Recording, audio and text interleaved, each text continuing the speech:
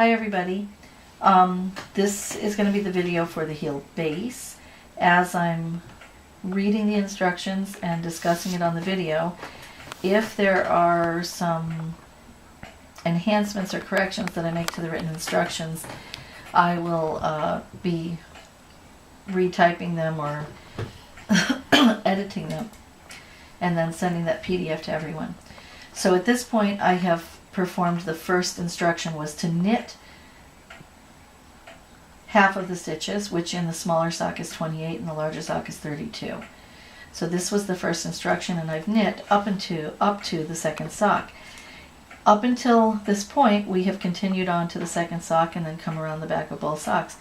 But in order to do the heel on the circular needle, you just ignore the second sock and knitting the first 32 stitches, and then you turn the work.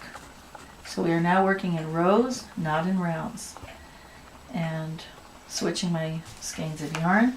And I'll just be working on the heel base through the instructions, building up the base and decreasing toward the center stitches.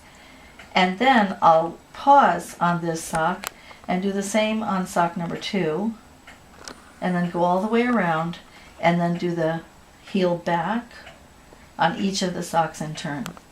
So starting with the second instruction, which is we've turned and we're doing the first short row.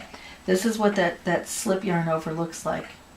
The very first stitch on the second row is the slip yarn over, and always with a slip yarn over, whether it's a purl or a knit row, you want the yarn in front. So my yarn is in front and I slip the very first stitch off the left needle. Now the yarn over part is to bring the yarn over the right needle, and some instructions say to do it loosely. I disagree. I do it fairly tightly.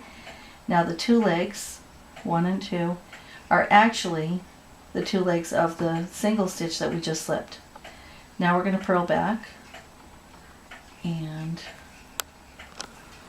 if we purl 31 stitches, that takes us all the way to the end of this row. You can pause it here.